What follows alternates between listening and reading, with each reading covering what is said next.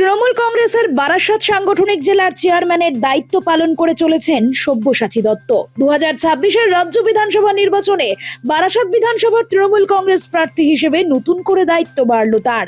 2021 সালে তিনি বিজেপির হয়ে রাজারহাট নিউ টাউন বিধানসভা কেন্দ্র থেকে প্রতিদ্বন্দ্বিতা করেছিলেন, কিন্তু তৃণমূল প্রার্থী তাপস চট্টোপাধ্যায়ের কাছে তিনি হেরে যান। এরপরেই তার আবারও পুরনো দল তৃণমূল কংগ্রেসে ফেরা। দাপুটে নেতা হিসেবেই পরিচিত আছেন কলকাতা ও কলকাতা লাগোয়া শহরতলির রাজনীতিতে। স্পষ্ট বক্তা, অনেকটা দাবাং স্টাইলের রাজনীতিতে চলাই বেশি পছন্দ করেন। সোমবার উত্তর 24 পরগনা জেলা সদর বারাসাতের জেলা শাসক দপ্তরের অ্যানেক্সের বিল্ডিং এর 3 তলায় তৃণমূল কংগ্রেসের হয়ে তিনি মনোনয়নপত্র জমা দেন। বারাসাতের পৌরপ্রধান সুনীল মুখোপাধ্যায় ও আইএনটিটিইউসির জেলা সভাপতি তাপস দাশগুপ্তকে সঙ্গে নিয়ে বর্ণাঢ্য মিছিলের মাধ্যমে মনোনয়নপত্র জমা দিতে আসেন সব্যসাচী দত্ত। এরপর সাংবাদিকদের জানান, মূলত বারাসাতকে যানজট মুক্ত করতে এবং গ্রিন সিটি হিসেবে প্রস্তুত করতে চান তিনি। নির্বাচনে জেতার পর তার প্রধান লক্ষ্য বারাসাত জেলা মেডিকেল কলেজ হাসপাতালের মর্গের সংস্কার সহ একাধিক প্রকল্পের সূচনা করা। তার প্রতিদ্বন্দ্বিতায় এবার রয়েছেন বারাসাতের ভূমিপুত্র বিজেপি প্রার্থী শঙ্কর চ্যাটার্জি, ফরওয়ার্ড ব্লক প্রার্থী হেমন্ত দাস, জাতীয় কংগ্রেসের প্রবীণ আইনজীবী ও বারাসাতের আদি বাসিন্দা তারক মুখার্জি সহ আইএসএফ, এসইউসিআই এবং নির্দল হিসেবে বিক্ষুব্ধ বিজেপির এক প্রার্থী। সব মিলিয়ে বারাসাতের বিধানসভা কেন্দ্র এবার লড়াই হবে সমানে সমানে।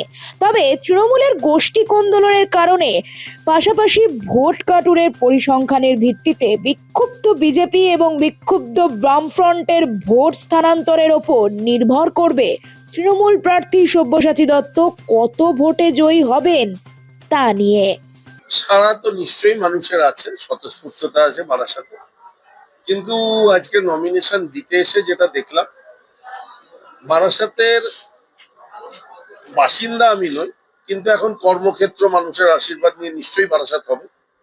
খুব দুঃখের সঙ্গে বলছি, এর পরের প্রশ্নটা আপনারা করবেন, রাজ্য সরকারটা তো আমাদেরই, কিন্তু তা সত্ত্বেও বলছি বারাসাতের traffic department is a menace. আমি এসপি কে কমপ্লেন করতে বাধ্য হয়েছি। মানুষকে হ্যারাস করা ছাড়া আর এদের কোনো কাজ নেই, এবং এটা আমি দায়িত্ব নিয়ে বলছি। মানুষের আশীর্বাদ নিয়ে জিতে আসার পরে আই উইল সি টু ইট। আমার আজকে নিজের অভিজ্ঞতা খারাপ, এবং আমি এসপি কে কমপ্লেন করেছি যে আপনি যেসব পুলিশকে এখানে দাঁড় করিয়েছেন তারা জানে না যে একজন ক্যান্ডিডেট, একজন বারের প্রেসিডেন্ট তিনি প্রপোজার, একজন ভাইস চেয়ারম্যান মিউনিসিপ্যালিটি প্রপোজার, তারা কোথায় যাবে নোবডি নোস। এই অশিক্ষিত, এই অকর্মণ্য ডাম্পিং গ্রাউন্ডে থাকা উচিত এদের, এখানে দাঁড় করিয়ে রেখেছে। বলছি, আপনি যে বারাসাতের ক্যান্ডিডেট হয়েছেন, এই বারাসাতেরই বিজেপির যে প্রাক্তন জেলা সভাপতি ছিলেন তিনি কালকে দল থেকে দলত্যাগ করেছেন, সেখানে কি মনে হচ্ছে আপনি? সেটা তাদের দলের অভ্যন্তরীণ ব্যাপার, আমি কোনো কথা বলবো না। অন্য দল নিয়ে আমার বলাটা শুনেছি। এই গোষ্ঠীদ্বন্দ্ব তো এসেই গেল বিজেপির সামনে, যেটা বারবার আপনারা দেখুন, আমি একটা রাজনৈতিক দলের মনোনয়ন পেয়েছি, অন্য দলের কোনো দল নিয়ে আমার বলাটা সমীচীন শোভা পায় না। বিজেপির তরফ থেকে বারবার বলা হচ্ছে ভূমিপুত্র ভূমিপুত্র, এই বিষয়টা কি বলবেন?